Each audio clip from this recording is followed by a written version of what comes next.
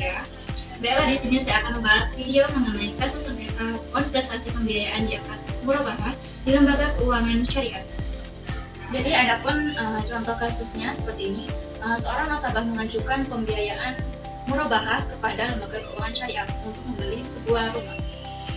Kemudian pihak bank dan nasabah membuat sebuah kontrak atau perjanjian yang dimana dalam kontrak tersebut disebutkan bahwa harga beli rumah adalah 600 juta dan bank akan menjual rumah tersebut kepada nasabah dengan margin keuntungan sebesar 20%.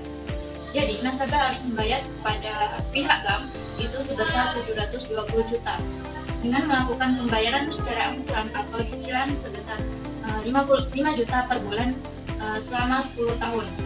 Kemudian kontrak tersebut disepakati oleh kedua belah pihak. Setelah 2 tahun berjalan, nasabah mengalami kesulitan keuangan dan tidak dapat melakukan pembayaran cicilan selama 3 bulan berturut-turut. Hal ini dianggap sebagai wan prestasi karena nasabah tidak mampu memenuhi kewajibannya sesuai dengan ketentuan kontrak. Dengan melihat hal itu, bank mengirimkan surat peringatan kepada nasabah untuk segera melunasi keterlambatan pembayaran tersebut dan mengenakan denda atas keterlambatan dalam membayar cicilan tersebut. Selanjutnya, bank menawarkan solusi kepada pihak nasabah dengan opsi restrukturisasi pembayaran dengan menambah jangka waktu atau mengurangi cicilan bulanan. Kemudian nasabah menjelaskan situasinya yang kesulitan dalam keuangan dan meminta keringanan kepada bank, tetapi bank tetap berpegang teguh pada ketentuan kontrak yang telah disepakati. Dari kronologi kasus yang terjadi, kedua belah pihak membawa kasus sengketa prestasi ini ke lembaga penyelesaian sengketa melalui arbitrase. Nasabah mengajukan permohonan arbitrase ke lembaga penyelesaian sengketa untuk menjadi solusi yang adil. Adapun tahapan proses arbitrase, yang pertama itu pengajuan permohonan arbitrase. Kemudian adanya surat pemberitahuan kepada bank syariah. Yang ketiga adalah pemilihan arbiter, di mana nasabah dan bank dapat sepakat untuk memilih arbiter atau pihak ketiga untuk menyelesaikan permasalahan tersebut. Jika tidak ada kesepakatan, lembaga arbitrase akan menuju arbiter sesuai dengan ketentuan yang berlaku. Yang keempat adalah sidang arbitrase. Kelima itu ada putusan arbitrase, yaitu pengambilan keputusan. Arbiter akan mengeluarkan putusan yang mengikat berdasarkan hukum syariah dan arbiter menemukan bahwa ada kesalahan dari kedua belah pihak, baik itu dari pihak bank atau nasabah ini terlambat membayar cicilan dan telah melakukan prestasi, yaitu tidak memenuhi kewajibannya sesuai dengan kontrak dengan tidak membayar cicilan selama 3 bulan berturut-turut, maupun bank yang mengenakan denda kepada nasabah. Denda keterlambatan yang dikenakan oleh bank dianggap tidak sesuai dengan prinsip syariah atau tidak dijelaskan dengan jelas di dalam kontrak.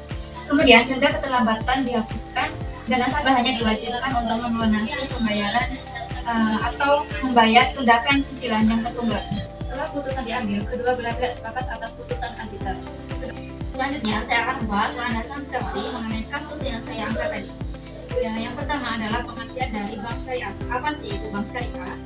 Jadi, bank syariah adalah lembaga keuangan yang menjalankan kegiatan usahanya berdasarkan prinsip-prinsip syariah Islam. Yaitu yang pertama, berpedoman pada Al-Quran dan Hadis. Yang kedua, menghindari riba atau bunga, gharar, dan maisir.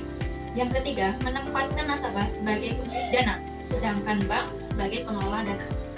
Kemudian, menggunakan sistem bagi hasil atau sisbah. Yang kelima, berorientasi pada falak atau kebahagiaan dunia dan akhirat.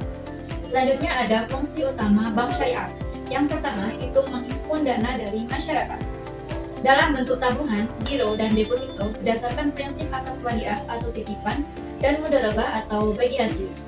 Yang kedua, menyalurkan dana ke masyarakat dalam bentuk pembiayaan. Adapun dasar hukum prinsip bank atau akad jual beli yang terdapat dalam Al-Quran, Quran Surat Al-Baqarah ayat 275 yang berbunyi wa halallahu al-bai'a wa harrama riba, yang artinya Allah telah menghalalkan jual beli dan mengharamkan riba. Adapun regulasi yang mengatur operasional bank syariah di Indonesia, yang pertama itu ada Undang-Undang Nomor 7 Tahun 1992 tentang Perbankan. Selanjutnya Undang-Undang Nomor 10 Tahun 1998 tentang perubahan atas Undang-Undang Nomor 7 Tahun 1902 tentang Perbankan. Kemudian ada Undang-Undang Nomor 21 Tahun 2008 tentang Perbankan Syariah. Bank syariah diatur oleh Otoritas Jasa Keuangan atau biasa disebut dengan OJK dan diawasi oleh Dewan Syariah Nasional dari Majelis Ulama Indonesia atau biasa disebut sebagai DSN-MUI untuk memastikan kepatuhan terhadap prinsip syariah. Landasan teori yang kedua yaitu adalah akad murabahah. akad murabahah ini sering digunakan oleh bank syariah. Apa sih itu akad murabahah? Jadi akad murabahah ini adalah akad yang sering digunakan oleh bank syariah. Jadi akad murabahah adalah akad jual beli yang dimana pihak bank memberitahukan harga pokok dan margin keuntungan yang ditambahkan, di mana bank membeli barang dan menjualnya kembali kepada nasabah, ditambah dengan margin keuntungan yang telah disepakati oleh kedua belah pihak. Kemudian nasabah berkewajiban melunasi utangnya sebagai kewajiban dengan melakukan pembayaran secara angsuran atau cicilan per bulan. Dalam kasus yang saya jelaskan di awal tadi, itu terdapat sengketa wan prestasi yang dilakukan oleh seorang nasabah. Apa sih wan prestasi itu?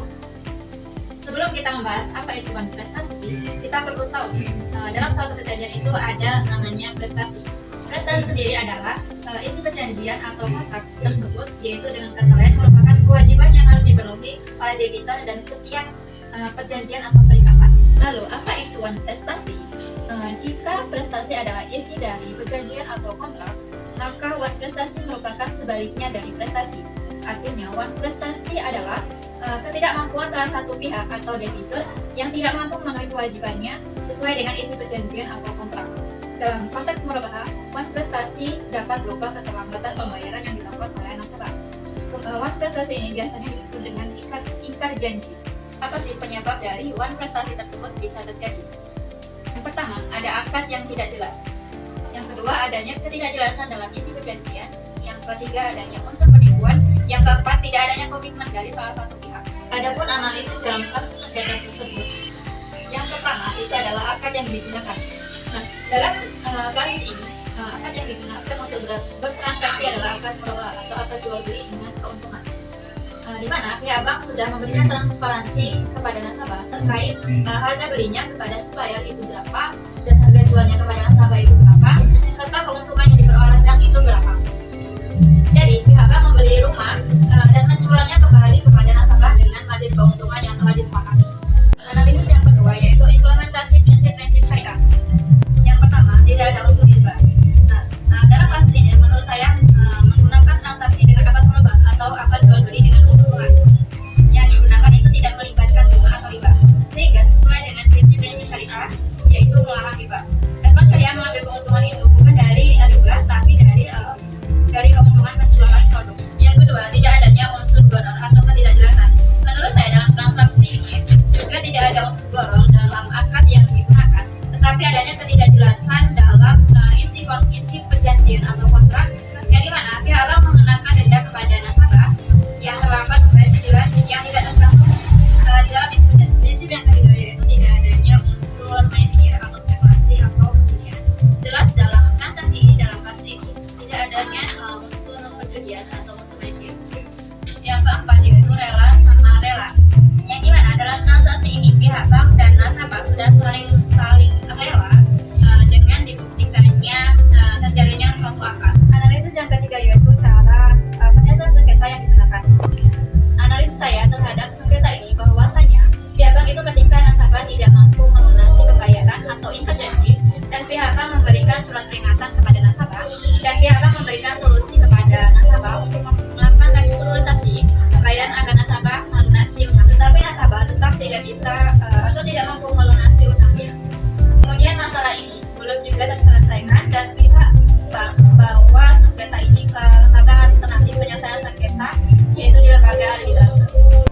Analisis yang terakhir yaitu pandangan tentang putusan hakim atau arbiter.